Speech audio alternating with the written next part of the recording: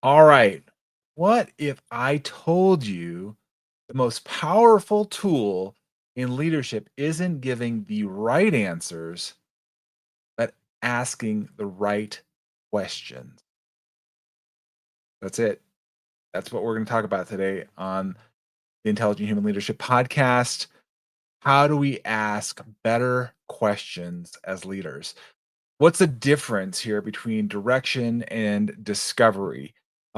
This is going to be a short form episode here today. Right to the point, I'm jumping in there because the power of asking right questions in leadership is very influential and impactful if you do it well. And I'm going to give you just three questions today that you can consider, take with you. I've got many more, but I'm going to give you three on today's episode to help improve your leadership impact. All right. I found through my own coaching and experience that when I was asked questions in a very clear, simple way, it provided a place of clarity and understanding.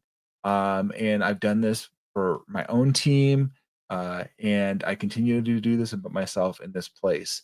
And so oftentimes it's just a question of, what is working or what is not working in simply getting clearer on those two questions. Um, why do leaders struggle with questions? Most leaders feel like they have to have all the answers, right? That they know it all, or or come off that way. And I found that when you come off having the pressure, and I would say it's unrealistic that you would have any or all the questions, answer all the questions. Um, but it creates a dependency culture, dependency on you as a leader to have all the answers to come after you, knocking on your door, saying, "Hey, what's the answer to this? What's the answer to that?" Um, rather than being a place that is empowering others. If you're in a place of empowering others, they feel more engaged. They feel uh, alive, if you will, instead of like, man, I just feel like I have to just keep coming back to this person. I'm not, um, you know, living all out. I'm not going all in because I can't. I don't know. I don't have all the answers, um, and I need to rely on somebody else. And so when you're fixing things all the time and you're always having all the answers, it doesn't create a space for the team to grow, the team to come and develop. And that's what you really want to have in a team, developing your team. The real job of a leader is that creating clarity, asking clarifying questions, not just having all the solutions. If you're in the meeting and you have all the answers, that's a problem. You should have other people on your team, other people that you can call on to and say, you know what, I'm not sure about that, but I can find out. I'm gonna inquire about that. Um, when we start to ask questions, we're gonna be much more impactful.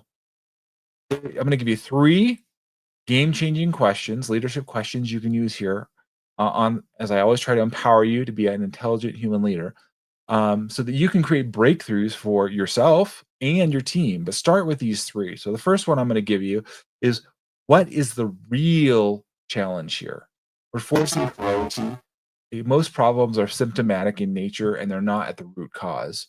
You might have heard, the why and ask why. We're trying to get at the root cause. The question is basically making people dig deeper. What is the real challenge here? Let's go beyond the surface, the initial response here, but get clearer on what it really is. That's one question you can ask. What is the real challenge here? Number two is, what's another way to look at this? It expands our perspective. It helps us break default thinking patterns and encourages creative problem solving. Now, you've heard me talk, or you might have heard of that. Some people are more naturally creative than others. That happens. I understand. But here's the thing: if we ask this question and ask about looking at it in a different way, just spark some curiosity there. How could this be different? What's another way to look at this or perceive this? So that's question number two. And question number three is, what's the next smallest step that you can take? So that we're inspiring action, we're inspiring movement. Sometimes we get paralyzed, analysis by paralysis, you might have heard, or we're not sure what the next step is to take, and so we're hesitant to move. So what I'm saying is, what is the next step? What's the smallest thing that you can do today to move the needle forward? Is it making a call? Is it sending an email? Is it doing some research? What is that step so that we prevent overwhelm and we build on momentum? So when you're doing this, I found, particularly when I've been doing performance reviews or and analyzing people in their teams and where do they want to grow and where they want to go, they do get overwhelmed. So we just break it down. Like, what is this thing that you can work on today? What's the one thing? And again, what can you look at it? How can it be differently? Or what's the real challenge here? Those are just three questions. I'm just spitfiring at you here on today's podcast that help you get clearer and really help in changing how you lead. Now, think about this. You can use these same questions, whether it's with your team or potentially new clients, a new customer. What is the real challenge that they're facing, right? How could they look at this differently? How could your solution solve their problem? What's the smallest step they could take to work with you today to get going and implementing, taking action here, right? We use this in different ways. It could be in meetings, right? Rather than we're saying, well, we're being prescriptive, you do this, you do that. We're opening it up. We have open-ended questions. In coaching, I challenge surface level answers that I get.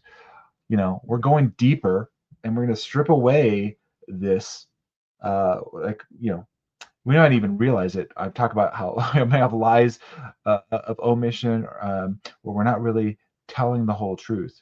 Maybe we don't even understand what it really is. So we strip away that in asking these questions and being curious. And in decision making, we can slow things down and seek deeper clarity before taking action. Hold on. Let's get understanding of where we're at, what's going on here. Like I said earlier, what's working, what's not working. There's a whole host of questions that you can unpack. And I will encourage you to kind of have a toolbox, if you will, of questions, not answers, not solutions, although those are helpful as well. There's a time and a place for them. But today, I'm really empowering you to think about the power of questions in leadership, leading your team, leading those that you're working with. It could be leading your family. Think about this, applying it to your spouse, to your children, to an organization that you're a part of. Before responding with a leadership conversation, pause and ask yourself, what question could I ask right here instead? Rather than just having the answer, being the answer man, what could I do? So I'm going to prompt you here as a call to action. In your next conversation, resist the urge, right, to give advice or to just say, okay, instead ask a better question. Do this. Look at this. Maybe in like the next 24 hours is something very doable. What could you do to ask a better question? And or perhaps an engagement, like meaning, what's the best leadership question you've ever been asked? Think about this. You could message me. I want to hear that from you. So think about, where are you at? Um, and finally, if you want to level up a leader, don't just work on what you say, but work on the questions you ask. And you're going to be much better equipped. So I appreciate you for listening in here. I hope this really helps you, and you can use these questions to apply in how you're showing up as a leader in your teams, with your clients, wherever you might be. And I appreciate you spending the time with me here again on the Intelligent Human Leadership Podcast. Have an amazing day. Thanks for listening, everybody.